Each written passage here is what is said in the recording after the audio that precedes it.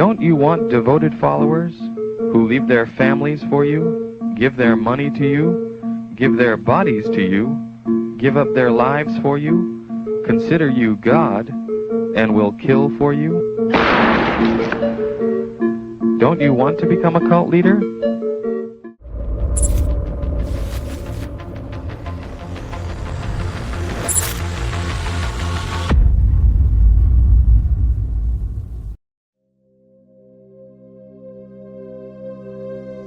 There is a fragility to the human mind that we often choose to ignore. We like to believe that we are the masters of our own destiny, that our will is iron, and that our morality is a fixed point on a compass. We tell ourselves that we would never surrender our freedom to another person, that we would never let someone hurt us, that we would never let someone hurt our children. But history is littered with examples that prove otherwise. From the cyanide-laced tragedy of Jonestown to the fiery siege at Waco, we have seen how charisma can be weaponized, how faith can be twisted into a cage. But there is one case that sits in a category of its own, a case so depraved, so physically grotesque, that it challenges the very definition of humanity. It wasn't the largest cult in history. It didn't end in a massive explosion or mass packed broadcast on the evening news. Instead, it was a slow, agonizing descent into a hell made of flesh and bone. A nightmare hidden deep within the Canadian wilderness, where one man played God and his followers were nothing more than ants in his heel. This is the story of Rogue Pharaoh. Be warned. What you're about to hear involves descriptions of amateur surgery, torture, mutilation, and extreme psychological abuse. This is the disturbing reality of the Anthill Kids.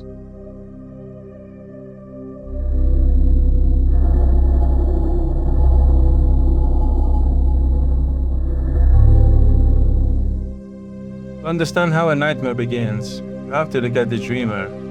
Rogue Pharaoh was born in 1947, in the shadow of post-war Quebec. It was a time and place dominated by the absolute authority of the Catholic Church, a society known as the Great Darkness. In this era, religious dogma wasn't just a part of life, it was life. The word of priest was law, and questioning authority was a sin. From a young age, Pharaoh was different. He was intelligent, fiercely charismatic, but deeply unstable.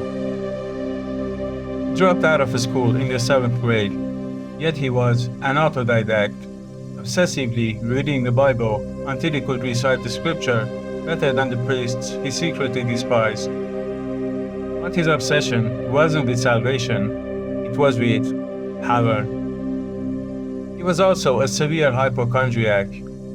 Rogue was constantly convinced that his body was failing him, that he was riddled with ulcers or unknown diseases.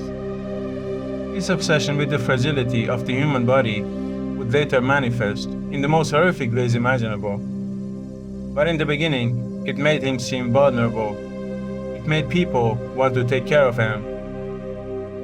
In the late 1970s, Pharaoh found a home within the Seventh-day Adventist Church. He was drawn to their focus on the end times, the apocalypse, the idea that the world was wicked and destined to burn. But for Rogue, the church's teachings were too soft, too permissive. He began holding his own Bible study groups in private homes. And this is where the trap was set. He didn't start by demanding blood. He started by offering answers. He was magnetic.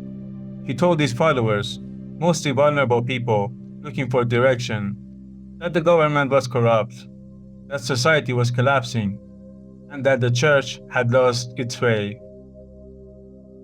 He spoke of a sin-free life. He convinced them that he was the only one who could interpret the true word of God. Among his first recruits was a woman named Gabrielle. Keep that name in mind. Her journey from a bright, hopeful young woman to a victim of unspeakable horror is the spine of this tragedy. By 1977, the Seventh-day Adventist Church had enough. They saw the darkness in Thoreau, the way he twisted the scripture to suit his ego, the way he demanded absolute loyalty, and they excommunicated him. But for a narcissist like Rogue, rejection is just fuel. He told his followers that his expulsion was proof that the church was satanic, proof that they were the chosen ones. He told them the world was ending in February 1979, and to survive, they had to leave everything behind.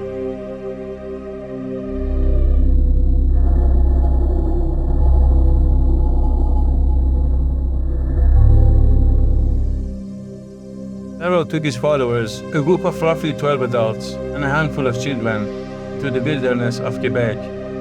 They called their settlement the Eternal Mountain. At first, it looked like the commune, the utopia. They built cabins, they shared food, they prayed. They believed they were escaping the toxicity of modern life.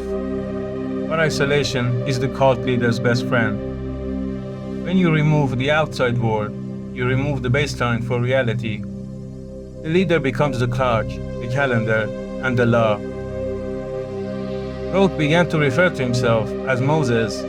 He claimed he was in direct communication with God, and God, conveniently, had some very specific instructions regarding Rogue's desires. The first rule of the Eternal Mountain was absolute sobriety. No alcohol, no tobacco, no sugar. Rogue preached that these substances clouded the mind and invited demons. The second rule was absolute obedience, but the third rule, that was where the sickness began to show. Rogue declared that monogamy was a sin of the outside world.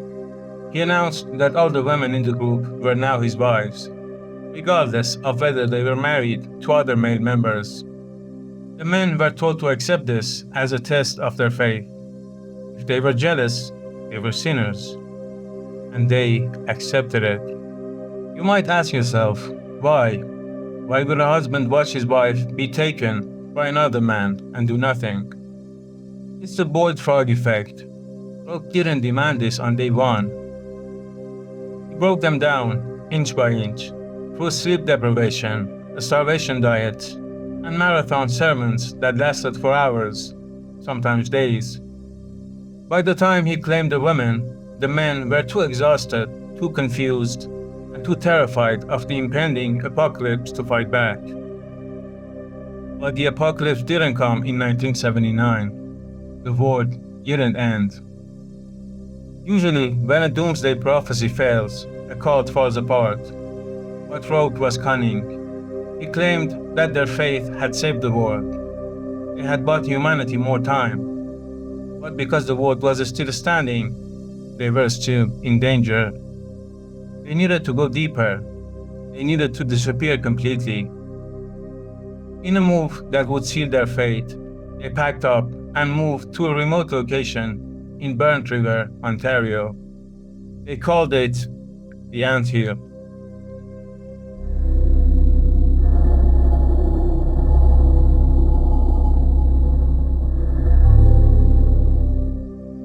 The name Anthill Kids wasn't just a moniker, it was a philosophy. Rogue taught that an ant works tirelessly, never questioning, never stopping, never putting itself before the queen.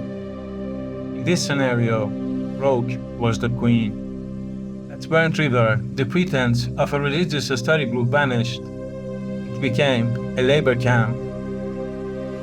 The adults were forced to work 16, sometimes 18 hours a day. They built elaborate structures, baked bread to sell at local markets to fund Rogue's lifestyle, and tended to his every need. Rogue, meanwhile, did nothing. He sat on a farm he had built for himself, drinking wine, which was forbidden to everyone else, and watching them work. This is where the physical abuse began to escalate from discipline to torture. Rogue introduced a system of punishment based on Old Testament brutality. If a child cried, they were beaten. If If an adult walked too slowly, they were beaten. But Rogue had a fascination with pain that went beyond punishment. He was obsessed with the human body. Remember, Rogue was a hypochondriac. He constantly believed he was sick. Yet, he had a deep mistrust of actual doctors. So he decided to become one. He began performing experiments. At first, it was simple. He would lance boils or stitch up cuts sustained during the slave labor. But soon, he began to invent ailments for his followers, just so he could cure them. He convinced them that they were sick, that they had tumors, infections, bad luck, and he, with his divine knowledge, was the only surgeon qualified to operate. There was no anesthesia, there was no sterilization. There was only Rogue, a knife, and the screaming of his victims. And the victims thanked him. This is the part that is hardest to comprehend. The psychology of the Anthill kids had been warped so thoroughly that they viewed their pain as purification. Rogue told them that suffering was the only way to purge the sin from their bodies. If they screamed, it was weakness. If they died, it was God's will. He fathered over 20 children within the cult.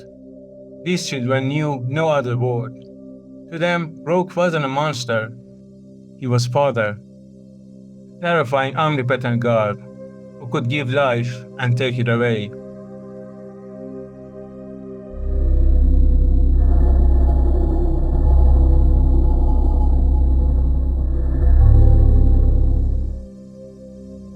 Gabrielle the valet became the focal point of Roque's sadism.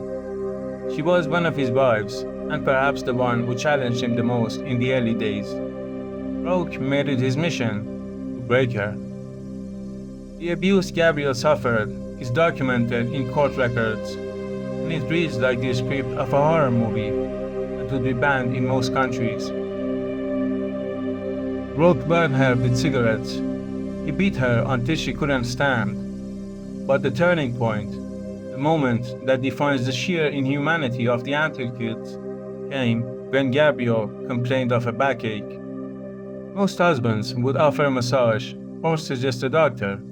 Roque suggested a needle. He claimed that the fluid in her spine was impure. He inserted the needle into her back to drain it, but he didn't stop there. He decided that the source of her pain and her rebellion was deeper. Over the course of weeks, Roque performed a series of surgeries on Gabrielle. He removed parts of her organs, cut into her stomach. Again, I have to remind you, no anesthesia. During one of these sessions, Roque decided that her toe was infected. He didn't use a scalpel. He used a pair of wire cutters. He removed the toe. Then, he removed another. Gabrielle later recounted that she dissociated. She left her body. She watched from the ceiling as this man, who claimed to love her, butchered her. But the most infamous incident involved his cure for rebellion. Roque believed that the cult members were trying to run away, if not physically, then spiritually.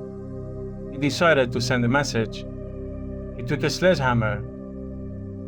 He called the members into the main cabin. He laid one of the men on a table, and in front of everyone, including the children, he shattered the man's legs. He told them that he would reset the bones himself, that his healing was better than the corrupt doctors in the city. He didn't reset them. He let the man suffer for days, the bones knitting together incorrectly, leaving him permanently crippled. Then he turned to the others. He offered them a choice. Let him break the legs or be cast out into the apocalypse to die. They lined up one by one. They laid down on the table, and they let him do it. This is the power of the Anthill. It wasn't just fear of Roque. It was fear of the world outside. He had convinced them that the forest was filled with demons, that the government would torture them, that their souls would be lost forever, they left his side.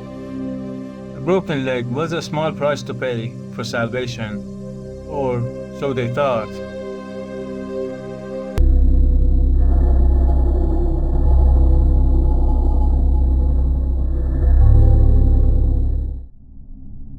By the mid-1980s, the anthill was a house of horrors. The children were severely malnourished. The adults were missing teeth, toes, and fingers. Rogue, meanwhile, was growing larger, fatter, and more paranoid. He began to view the children as rivals. If a mother showed too much affection to her child, Rogue saw it as a betrayal of her love for him. One instance involved a toddler who cried during one of Rogue's sermons. Rogue ordered the mother to take the child outside and leave him in the snow. It was a Canadian winter.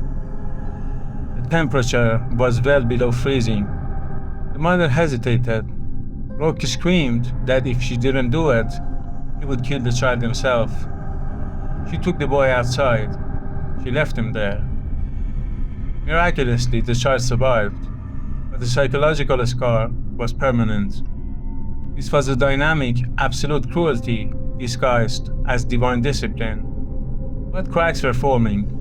You can only torture people for so long before the instinct for self-preservation overrides the brainwashing. The first major break came from Rogue's favorite, Solange Boillard. Solange was suffering from severe abdominal pain caused by one of Rogue's previous surgeries, where he had removed a section of her intestine with his bare hands and a pair of scissors. Rogue decided she needed another operation. He prepared the table. But this time he went too far. During the procedure, he punctured her intestine. Feces began to leak into her abdominal cavity. Even Rogue, in his delusion, realized she was dying. He couldn't fix this, and if she died, he would lose one of his most loyal subjects. But more importantly, a dead body is hard to explain. For the first time in years, Rogue allowed a member to go to a hospital. He drove Solange to the nearest emergency room, accompanied by Gabrielle. He told the doctors a lie, that she had fallen on a pitchfork, but the doctors weren't stupid. They saw the scarring, they saw the malnutrition, they saw the terror in Solange's eyes. But here is where the system failed. Rogue was persuasive, he was charismatic. He convinced the staff that they were a quaint, old-fashioned religious community. He intimidated Solange into silence. He patched her up, and they let him take her back. Back to the anthill, back to the knife. The failure of the outside world to intervene validated Rogue's power. He told the group, "See, even the doctors bow to me."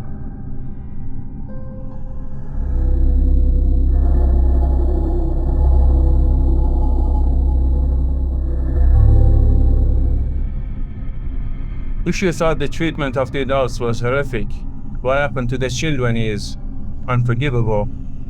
Rogue believed that children were born in sin. He believed that to save them, he had to beat the devil out of them. But his cruelty wasn't random. It was specific, calculated, and delusional. In 1981, Rogue turned his attention to a 2-year-old boy named Samuel. Samuel was the son of one of his wives. The child was sick. He had a simple stomach issue, likely caused by the poor diet and unsanitary conditions of the camp. But Rogue didn't see a sick child. He saw a spiritual failure. Rogue diagnosed the toddler with having a demon of gluttony. He claimed the child's stomach was distended not because of malnutrition, but because of sin. He decided that he needed to operate to remove the evil. I want you to pause and visualize the setting.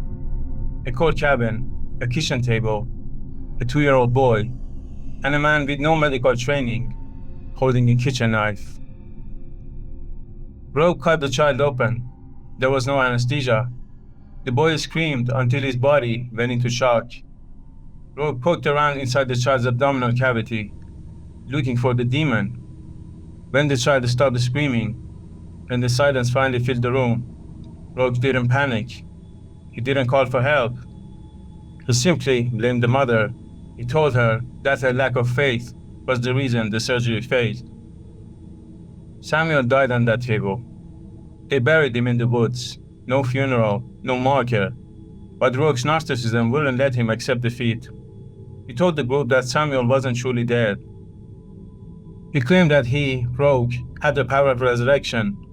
He told them that in 3 days, the boy would rise. The group waited. They prayed. They fasted. 3 days passed. The ground didn't move. Rogue then claimed that God had changed his mind because the group was still too sinful. The death of a child, by his hand, became their fault. This is the ultimate gaslight. He forced the mother to believe that she was responsible for her son's murder, binding her to him through guilt and trauma.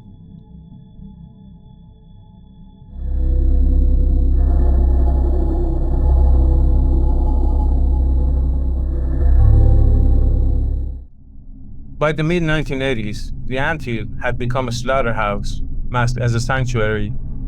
The women, Rogue's 8 wives, bore the brunt of his escalating madness. They were competing for his affection, terrified of his wrath, and completely isolated from reality. Rogue's method of control became more bizarre. He began using his medical experiments as a form of entertainment. He claimed he could perform laser surgery. Obviously, he didn't have a surgical laser. He had a laser pointer and a knife. He would shine the light on a woman's skin, trace a line, and then cut along the line with a blade, claiming the light was doing the cutting.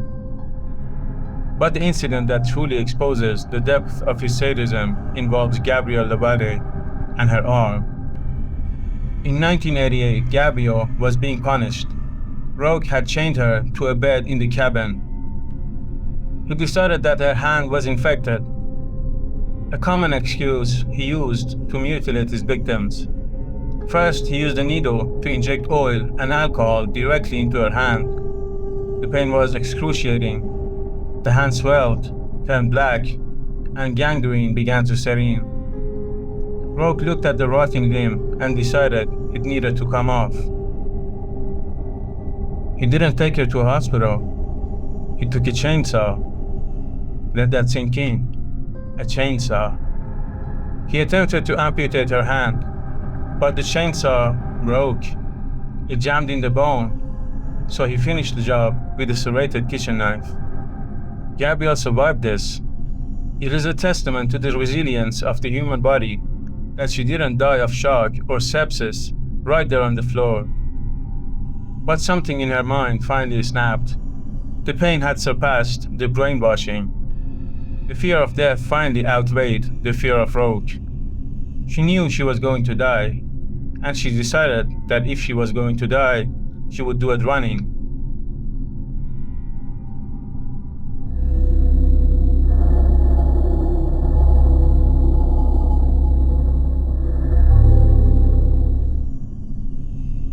Gabrielle's escape is one of the most harrowing survival stories ever recorded. After the amputation, Rogue was distracted. He was likely drunk, celebrating his surgery. Gabrielle managed to slip her restraints. She was weak, she was bleeding, and she was missing a hand. She ran. She stumbled through the dense bush of the Burtt River area. Every step sent shockwaves of pain through her body. She reached a rural highway. She stood on the side of the road, a figure out of a nightmare, bloodied, emaciated, holding the stump of her arm. The car stopped. Imagine being that driver.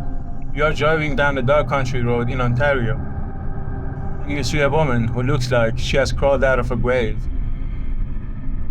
The driver took her to the nearest hospital, and this time, Rogue wasn't there to smooth things over. This time, the doctors didn't just see a clumsy accident. They saw a war crime.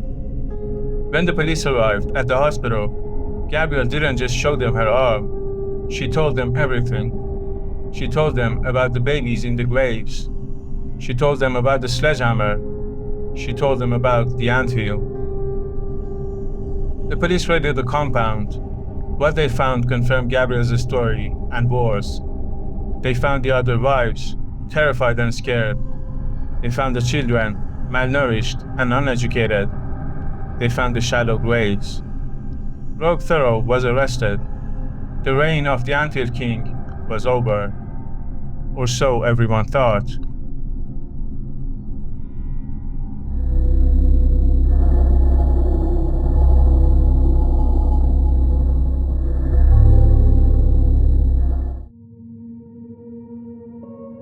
The trial of Rogue Thoreau was a circus. You would expect a man facing these kinds of charges to be somber, or perhaps plead insanity. Rogue did neither. He was defiant. He treated the courtroom like his personal church. He argued with the judge. He quoted a scripture. He claimed that the laws of man did not apply to him. He was completely unrepentant. In 1989, he was found guilty of murder for the death of Solange Boilard, who eventually died from the damage he caused to her intestines, and a laundry list of assault charges. He was sentenced to life in prison. But here is the twist. Here is the part of the story that proves just how deep the brainwashing went. Even after everything, after the amputations, the starvation, the murder of their children, some of the wives remained loyal. They visited him in prison. They wrote him letters. They brought the surviving children to see their father. Rogue continued to run the cult from behind bars. He dictated orders. He controlled their finances. He was in a cage, but he still had the keys to their minds. He fathered more children while in prison during conjugal visits. The system that was supposed to punish him ended up facilitating the continuation of his lineage. It seemed like Rogue Thoreau had won. He had created a world where he was untouchable. He had committed atrocities and lived to brag about them. He was living comfortably in prison, painting, writing poetry, and receiving adoration from his followers. But prison has its own ecosystem. It has its own predators, and Rogue, with his arrogance and his constant need to be the alpha, was about to meet someone who didn't care about his prophecies. He was about to meet Matthew Gerard.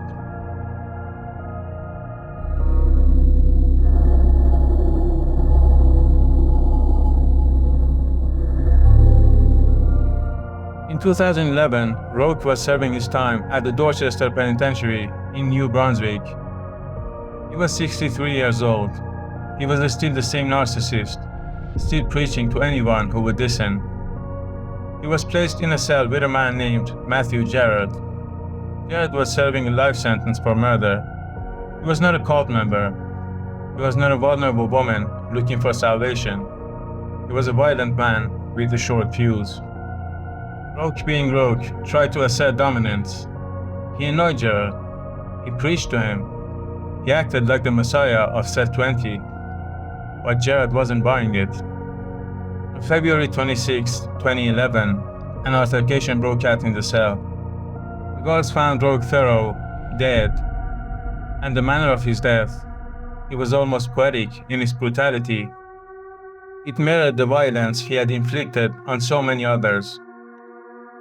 Rogue had been stabbed, he had been beaten, and in a final act of desecration, he had been mutilated. The exact details are gruesome, but let's just say that the man who was obsessed with surgery, who was obsessed with cutting open the bodies of others, ended his life as a butchered piece of meat on a prison floor. It was a violent end to a violent life. There were no tears shed by the public. There was no candlelight vigil. There was only the feeling that finally the scales had balanced. But for the survivors, the nightmare didn't end when Rogue's heart stopped beating.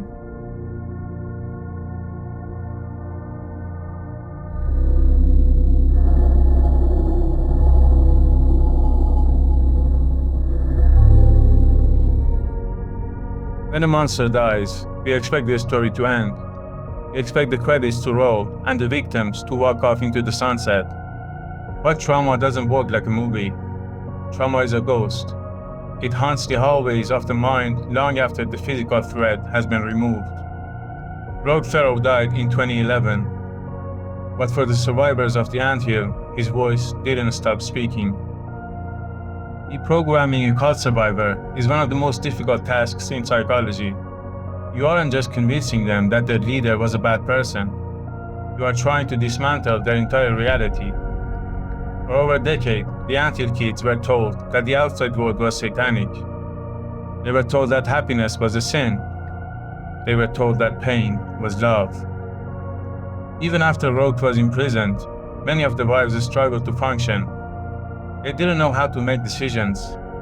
They didn't know how to buy groceries, how to pay bills, or how to interact with people who weren't trying to hurt them. Gabrielle Lavalle, the woman who lost her arm and eventually brought the cult down, has spoken openly about this struggle.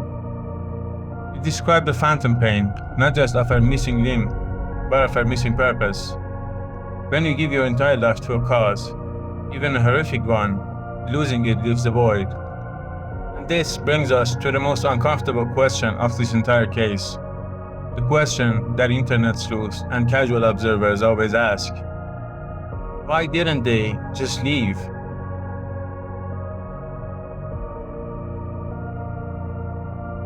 To understand the anthill, we have to stop looking at it as a religious group and start looking at it as a psychological experiment.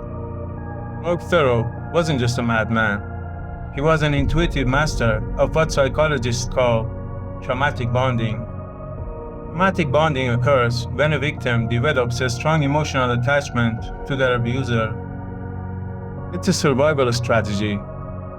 It's the result of a cycle of abuse followed by intermittent reinforcement. Think about the structure of life at the anthill. 1. Isolation. They were physically removed from society. No family, no friends, no media. Rogue was the only source of information. 2. Debilitation.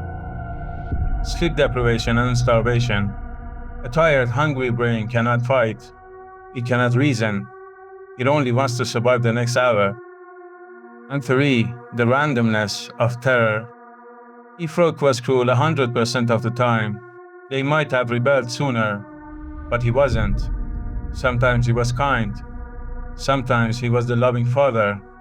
Sometimes he was the healer. The inconsistency is key.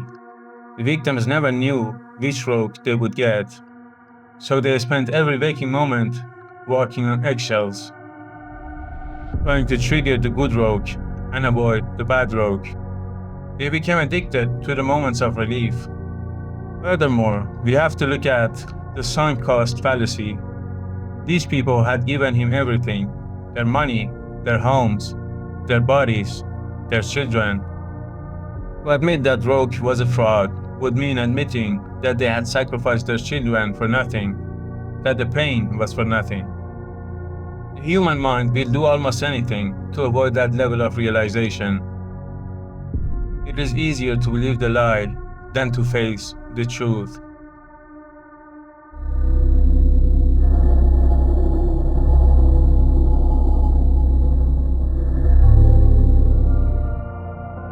The greatest tragedy of the anthill kids isn't what happened to the adults who chose to follow Rogue. It's what happened to the children who had no choice. Rogue fathered over 20 children. Most of them were born in the commune. They never went to school. They never saw a doctor, at least a real one. They never watched cartoons or played with their friends. Their entire universe was the anthill, and their god was a man who might break their legs if they cried. When the cult was raided, these children were thrust into a world they didn't understand. They were aliens in their own country. They didn't know social norms. They were developmentally delayed due to malnutrition and abuse. Some of them were placed in foster care, some were adopted, and remarkably, many of them have chosen to live quiet, private lives. They have every right to their privacy. However, the legacy of abuse is cyclical. We know that children raised in violence are at a higher risk of struggling with mental health, addiction, and violence themselves. While some of Rogue's children have spoken out against him, condemning his actions, the shadow he cast is long. They carry the DNA of a monster and the memories of a martyr. It is a burden no child should ever have to carry. The cabins at Burnt River are largely gone now. The forest has reclaimed the land. There are snowfalls on the unmarked graves, and the seasons change, indifferent to the horrors that happened there. Rogue Thoreau is dead. He died a violent, pathetic death, stripped of his power. But the story of the Anthill Kids serves as a permanent warning. It is a testament to the terrifying malleability of the human mind. It shows us that evil doesn't always look like a villain in a movie. Sometimes it looks like a man with a Bible, offering you a glass of water and a place to belong. We like to think we are safe. We like to think we are smart. But if you strip away our comforts, our connections, and our hope, we're all just ants, waiting for a queen to tell us where to go. And that is the most disturbing thought of all. I'd like to thank everyone who tolerated my voice until the end. It would help me tremendously if you could subscribe. I hope to see you in the next one. Please stay around and stay safe.